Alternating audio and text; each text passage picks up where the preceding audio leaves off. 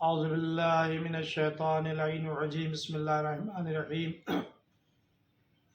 الیوم اکملت لکم دینکم واتممت علیکم نعمتی ورضیت لکم الاسلام دینا۔ ناظرین، آج نوروز کے سلسلے میں آپ کے سامنے مخاطب ہوں۔ آج یہ گفتگو نوروز سے متعلق ہے۔ ہمیں یہ سمجھنا ہے کہ نوروز کیا ہے اور ہم نوروز کیوں مناتے ہیں اور اس دن ہمیں کیا کرنا چاہیے۔ اس میں قرآنی آیات بھی ہیں اس سلسلے میں اور معصومین علیہ السلام کی روایات بھی ہیں۔ ایک روایت جو خاص طور سے نوروز سے متعلق ہے وہ ہمارے آپ کے چھٹے امام جعفر صادق علیہ السلام سے ہے۔ اس کے راوی معلّہ بن خنیس ہے، اس روایت کو علامہ مجلسی علیہ رحمہ نے زاد المعاد میں نقل کیا ہے، اور ہمارے ہندوستان کے عالم دین آیت اللہ ناصر ملت صاحب نے اپنی کتاب تحفہ احمدیہ کی جلد سوم میں اس حدیث کو نقل کیا ہے۔ یہ معلّہ بن خنیس سے امام نے ارشاد فرمایا، معلّہ تم جانتے ہو کہ نوروز کا دن کون سا دن ہے؟ کہا کہ وہ ایرانیوں کا دن ہے، وہ اس کا احترام کرتے ہیں۔ کہا کہ نہیں، انہوں نے اس دن کی حفاظت کی، لیکن تم عراقیوں نے اس دن کی حفاظت نہیں کی۔ میں تمہیں بتاتا ہوں کہ نوروز کا دن کون سا دن ہے۔ اب امام کی حدیث کو میں خلاصے کے طور پہ اپنی زبان میں ناظرین کے سامنے پیش کر رہا ہوں، اور میں نے کتاب کا حوالہ دے دیا آپ کو، زاد المعاد علامہ مجلسی کی اور آیت اللہ ناصر ملت کی تحفہ احمدیہ کی جلد سوم۔ امام علیہ السلام نے فرمایا کہ روز الست، جس کا ذکر قرآن میں آیا ہے کہ جس دن اللہ نے آدم کی ذریت سے اقرار لیا ہے اپنی ربوبیت کا، رسول کی رسالت کا اور ائمہ کی امامت کا، وہ دن نوروز کا دن تھا۔ جس دن سورج کی پہلی کرن زمین پر پڑی وہ بھی نوروز کا دن تھا۔ جس دن ہوائیں چلیں جس سے میوے پکے وہ بھی نوروز کا دن تھا۔ جس دن جناب نوح کی کشتی کوہ جودی پر ٹھہری وہ بھی نوروز کا دن تھا۔ اور اس نوروز کے دن کو جو 4 چاند لگے ہیں وہ غدیر سے لگے ہیں، کیونکہ غدیر 18 ذی الحجہ 10 ہجری کو عید غدیر منائی جاتی ہے، تو وہ قمری مہینے کے لحاظ سے 18 ذی الحجہ 10 ہجری تھا، لیکن شمسی مہینے کے لحاظ سے وہ نوروز کا دن تھا، جب پیغمبر اسلام نے خطبہ غدیر پڑھا اور اپنے دونوں ہاتھوں پر مولا کائنات کو بلند کر کے فرمایا کہ من کنت مولاہ فہذا علی مولا، اللہم والی من والاہ وعاد من عاداہ وانصر من نصرہ واغضل من خذلہ۔ اے پروردگار،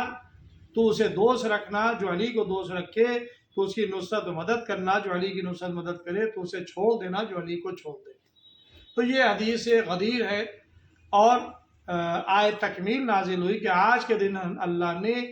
آپ کے لیے دین کو مکمل کر دیا، کامل کر دیا، اور اپنی خاص نعمت کو آپ پر تمام کر دیا، اور اللہ آپ کے دین اسلام سے آپ کے لیے راضی ہو گیا۔ تو یہ غدیر کا دن تھا، اور جو وقت تھا وہ تحویل آفتاب، لہذا تحویل آفتاب کا تعلق نوروز سے ہے۔ اب اس دن ہمیں کیا کرنا چاہیے؟ اب ظاہر ہے کہ اس حدیث کے اور بھی حصہ ہے، امام علیہ السلام کے ظہور سے متعلق ہے، اور امام علیہ السلام کی مولا علی کی خلافت ظاہری سے متعلق ہے کہ وہ بھی دن نوروز کا ہی دن تھا۔ تو یہ پوری حدیث میں تفصیلات موجود ہیں۔ اب یہ ایک فضیلت ہے اس عید غدیر کے لحاظ سے، عید نوروز کی۔ اب اس دن ہمیں کیا کرنا چاہیے یہ مختصر میں ذکر آپ کے سامنے کر رہا ہوں۔ اس دن غسل کرنا مستحب ہے، روزہ رکھنا مستحب ہے، پاک صاف لباس پہننا، خوشبو لگانا مستحب ہے، اور ظہر کے وقت بعد نماز ظہر دورین جو ہے یہ 4 رکعت نماز 2 رکعت کر کے پڑھنا یہ مستحب ہے، جس میں پہلی رکعت میں سورہ الحمد کے بعد 10 مرتبہ سورہ قدر انا ظننا، دوسری رکعت میں سورہ قل یا ایھا الکافرون، پھر اس کے بعد سلام تشہد پڑھ کے سلام پھیر کے نماز تمام کر دے، پھر 2 رکعت پڑھے، اس کے بعد پھر تیسری رکعت جو ہوگی اس کے اندر سورہ الحمد کے بعد 10 مرتبہ سورہ توحید قل اللہ احد، اور پھر آخری رکعت میں 10 مرتبہ قل اعوذ بالفلق اور 10 مرتبہ قل اعوذ بالناس۔ نماز کو تشہد و سلام پہ تمام کر دے، تسبیح فاطمہ ذرا صلوات اللہ پڑھ کے پھر ایک سجدے میں دعا ہے جو اسلام جنتری وغیرہ میں جو امامی جنتری یا نظامی جنتری چھپتی ہے یا جنتریاں چھپتی ہیں مختلف، ان میں اس دعا کا ذکر آ جاتا ہے، اس کو آپ پڑھ لیں۔ یہ عمل ہے۔ اس کے علاوہ پھر یا ذوالجلال والاکرام دعا پڑھنا ہے، اور جو تشت میں پانی رکھا جاتا ہے اس میں اس پہ ایک دعا ہے، اس کو دم کرنا ہے۔ اس دن مستحب ہے کہ 6 سورے پڑھے۔ مولا علی علیہ السلام کی روایت ہے، جس میں سورہ نور ہے، سورہ بنی اسرائیل ہے، سورہ حدید ہے، سورہ صف ہے، سورہ اعلیٰ ہے، سورہ المعارج ہے۔ یہ 6 سوروں کا پڑھنا مستحب ہے، اور ظاہر ہے کہ امیر المومنین علیہ السلام کی ولایت کا دن ہے، اس لیے نظر دلانا ہے۔ اب نظر کے اوقات ہیں، یہ اوقات آتے ہیں، کبھی 21 مارچ کو پڑتا ہے، کبھی 20 مارچ کو پڑتا ہے، وقت بدلتے رہتے ہیں۔ اس سال جو 2024 میں نوروز پڑ رہا ہے، پڑا کل انشاءاللہ ہے، آج میں شب میں یہ آپ سے تقریر کر رہا ہوں، کل 20 مارچ مطابق 9 رمضان مبارک 1445 ہجری، اور 20 مارچ 2024 عیسوی، یہ صبح 8:36 پہ یہ وقت طویل آفتاب ہے یہاں پہ، اور اس وقت نظر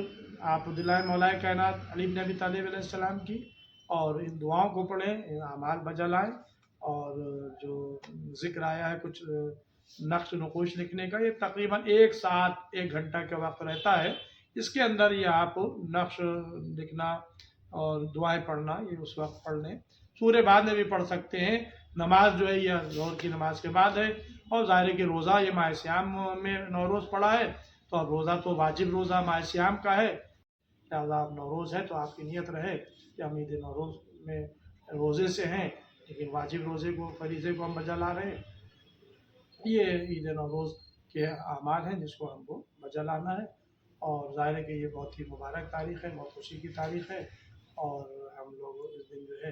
ایک دوسرے کو مبارکبادی دیتے ہیں۔ اب ظاہر ہے کہ یہ رنگ کا تعلق جو ہے یہ ہمارے کیا ہندوستان کے لحاظ سے ہے۔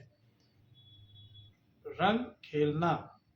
بچے کھیلنے لگتے ہیں، لیکن یہ ہمارے کیا دھیرے دھیرے یہ سلسلہ بھی ختم ہو گیا۔ میرے بچپنے میں نے دیکھا ہے بڑے دھوم دھام سے بارات نکلتی تھی، اور بڑے بڑے رؤساء اس میں شریک ہوتے تھے، اور مختلف محلوں سے گزرتی تھی، لیکن مجھے نہیں اچھا لگتا تھا ایک جسم کو، چہروں کو بالکل سیاہ کر دیا جائے اور کیا جائے۔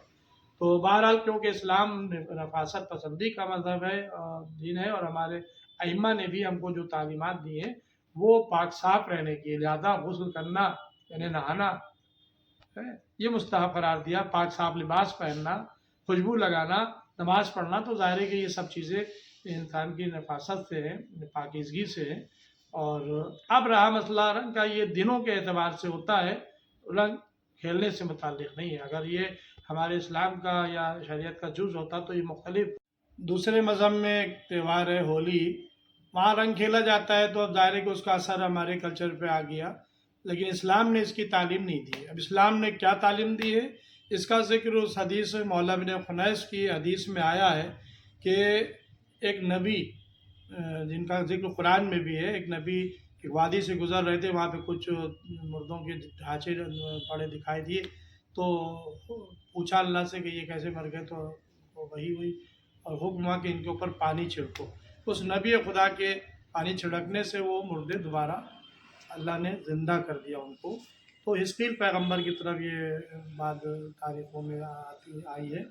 تو لہذا یہ مستحب ہے پانی چھڑکنا۔ امام کے جملے ہیں کہ یہ مستحب ہے کہ ایک دوسرے پر پانی چھڑکنا۔ تو ظاہر ہے کہ ہمارے کے جو نظر دی جاتی ہے، گلاب کا پھول ڈال دیا جاتا ہے، خوشبو ڈالی جاتی ہے، اس پہ کچھ دعائیں دم کی جاتی ہے، تو ان دعاؤں جو دم کی دعائیں ہیں انہی کو آپ ایک دوسرے پر چھڑکا جا سکتا ہے، یہ مستحب ہے، اور گھر کے کونوں میں چھڑکے، اس سے خیر و برکت ہوگی۔ لہذا یہ امیر المومنین علی طالب علیہ السلام کی خوشی کے موقع پر یہ عمل ہوتا ہے۔ غدیر کے میدان میں پیغمبر اسلام نے مسلمانوں کو حکم دیا تھا کہ خیمے میں جاؤ اور السلام علیکہ یا امیر المومنین کہہ کر سلام کرو، لہذا امیر المومنین کا لقب علی بن ابی طالب علیہ السلام کو غدیر میں ملا تھا، لہذا ہم اس غدیر کی خوشی میں مولا کائنات کو مبارکبادی دیتے ہیں، پیغمبر اسلام کو مبارکبادی دیتے ہیں ان کے وسیع جانشین کی، کہ نوروز کے دن جو شمسی مہینے کے لحاظ سے ان کی ولایت کا اعلان ہوا تھا۔ بس انہیں جملوں کے ساتھ ہم اپنی گفتگو کو